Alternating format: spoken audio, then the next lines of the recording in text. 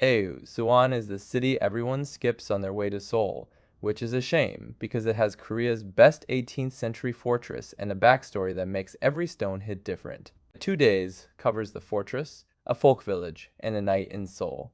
But the wall walk is long enough that starting in the wrong spot costs you. I already built out the whole route in a template, links in the description if you want it.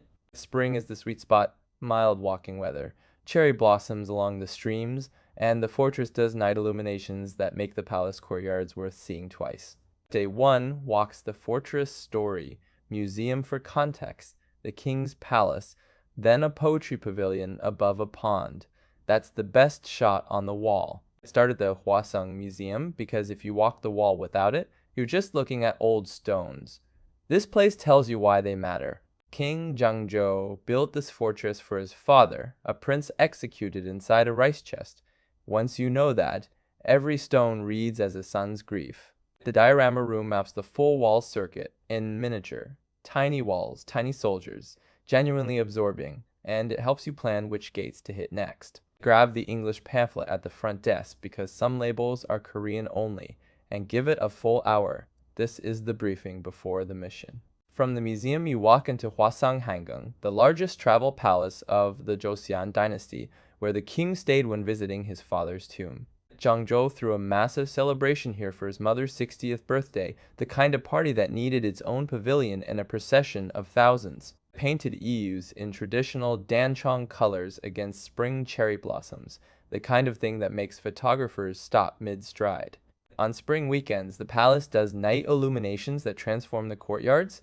Those evening passes sell out fast, so book ahead if that's your timing. Keep walking the wall northeast to Banghwasuryujeong, a pavilion above Yongyeon Pond. That's the most photogenic spot on the entire fortress circuit. The name means visiting flowers and seeking willows. Built so the king could write poetry looking at the pond, a poetry shack on a military wall. It doubles as a secret gate for emergency escapes, one of several hidden passages. The beauty is military infrastructure in disguise.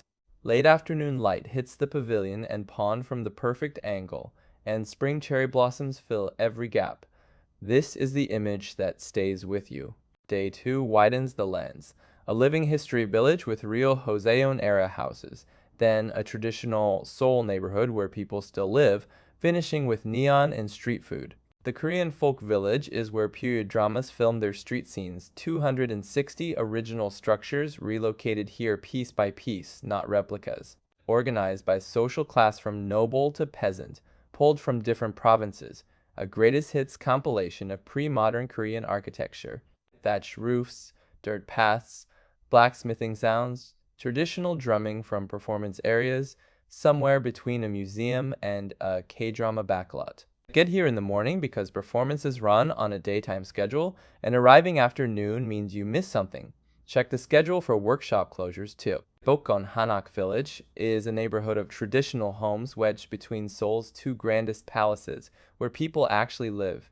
You're walking through someone's front yard. Residents post signs asking tourists to keep quiet, some decorative, some bluntly handwritten. That tension between tourism and daily life plays out on front gates. Steep alleys, wooden facades, tiled roofs angling against apartment towers over the ridge, pine and tea smells from open doorways, quiet in a way Seoul rarely manages. Come in the afternoon when morning tour groups thin out, because sunset light on the tile roofs is the shot. Wear shoes with grip on those stone alleys. Myeongdong is where you stop being a cultural tourist and start needing face masks at 9 p.m. Seoul's loudest shopping district, zero subtlety. Every cosmetic store sends staff outside with sample trays, physically pulling you in. The street-level economy is a contact sport with moisturizer. Fried food smells mixing with perfume samples.